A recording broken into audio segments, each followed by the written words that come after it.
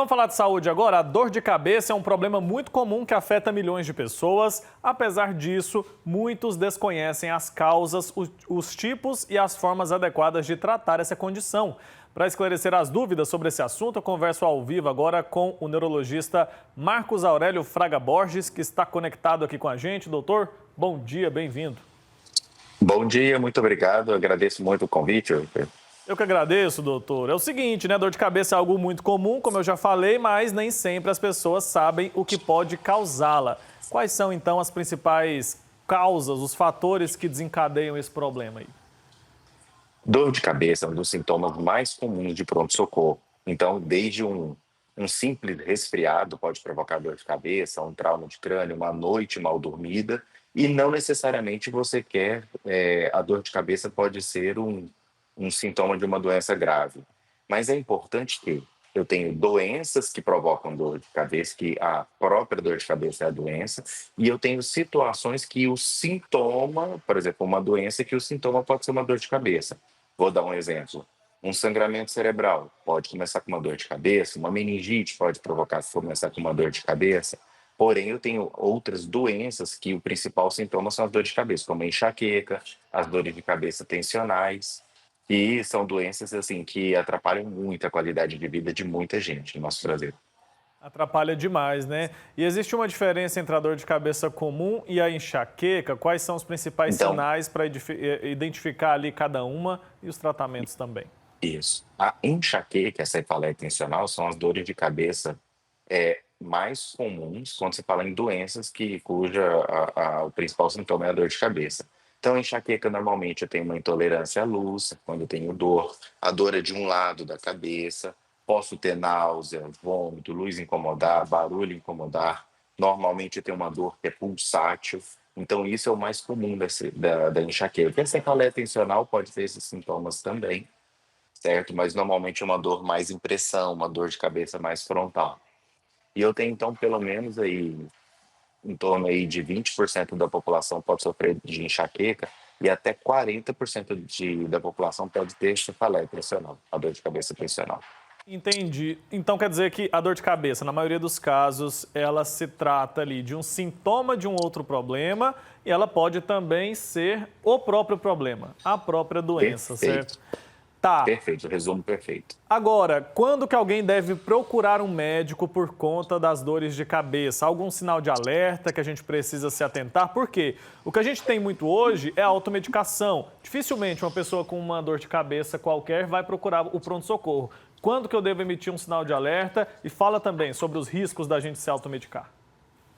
Sim, os sinais de alerta são uma dor de cabeça que não passa com nenhum tipo de medicação, quando eu tenho febre associado, quando eu tenho algum sinal neurológico, por exemplo, uma sonolência excessiva, um rebaixamento do nível de consciência, uma fraqueza de um lado ou do outro do corpo, quando eu tenho febre, né, quando eu tenho perda visual, qualquer desses sintomas são sinais de alerta para se procurar um pronto-socorro o mais rápido possível.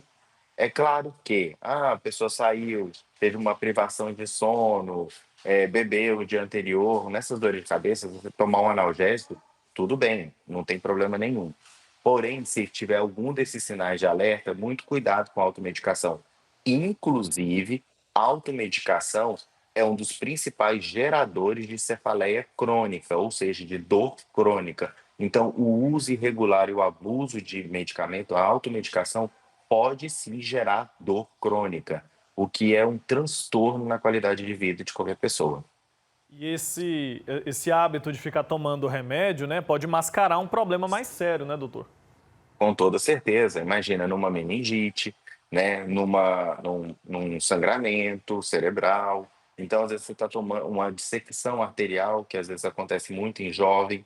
Então, ficar fazendo automedicação, ainda mais se tiver sinal de alerta, é um risco muito grande. Então, tem que procurar um pronto atendimento.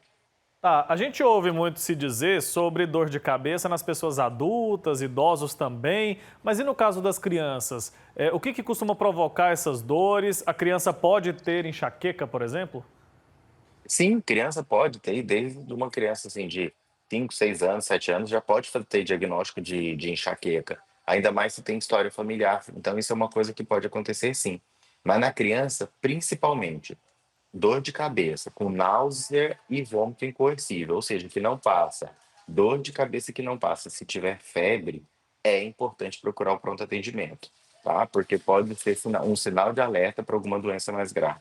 Doutor, uma crise de enxaqueca é algo terrível, né? Tem como a gente tratar isso para evitar que essas crises aconteçam?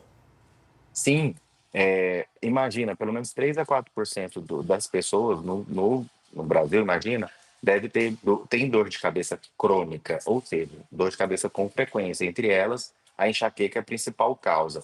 E eu tenho como tratar medicações específicas na hora que tem dor, e eu tenho tratamentos específicos para enxaqueca hoje em dia, certo? Então, além do risco da evolução de qualquer dor crônica, né, como transtorno depressivo, transtorno ansioso, faltas ao trabalho com frequência, certo? Das complicações que eu posso ter da dor crônica, é importante lembrar que a enxaqueca ela tem tratamento específico hoje em dia. Então, tem medicações que são específicas para isso. Então, tem tratamentos que são específicos. Então, há sim tratamento. É uma doença crônica. Afeta seu sono, afeta seu humor quando não tratado. Porém, é uma doença que tem sim um tratamento específico. Por isso é importante procurar o especialista. Ainda bem, né? A automedicação é perigosa e eu queria que o senhor falasse também sobre o impacto da alimentação. Pode ajudar ou piorar no caso de uma pessoa que tenha enxaqueca ou que tem dores de cabeça frequentemente? Na enxaqueca, a gente tem melhor essa resposta, certo? Então, eu tenho alimentos que são alimentos que podem ser desencadeadores. É claro que isso varia de pessoa para pessoa. Vou dar um exemplo. Café de forma exagerada, chá preto de forma exagerada, melancia, pepino. Então, são vinho, tinto principalmente. Então, são alimentos que podem sim desencadear dor de cabeça e devem ser evitados. Chocolate de forma excessiva também deve ser evitado em pessoas que já têm enxaqueca.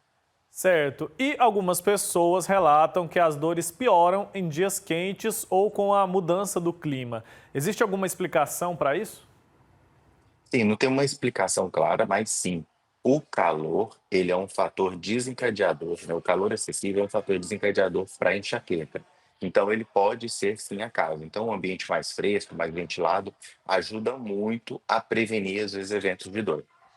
Tá ótimo. O senhor falou aí sobre a questão do histórico familiar. Existe uma relação direta, então? Isso é transmitido de pai para filho? Não, não, cuidado, não é transmitido, né? Mas a suscetibilidade, certo? Associada aí a fatores ambientais, sim, facilitam a dor de cabeça em quem já tem história familiar. Então, uma suscetibilidade genética, não é uma doença hereditária. Perfeito. Antes da gente finalizar, queria que o senhor deixasse aqui algumas dicas para aquelas pessoas que sofrem constantemente com dores de cabeça. O que a pessoa pode fazer para prevenir esse problema aí que incomoda tanto? Primeira coisa, alimentação em horários regulares, atividade física e exercícios, né? Tipo, exercícios e um sono regular. Então, ter uma alimentação com horários regulares, evitar o jejum prolongado, evitar a privação de sono.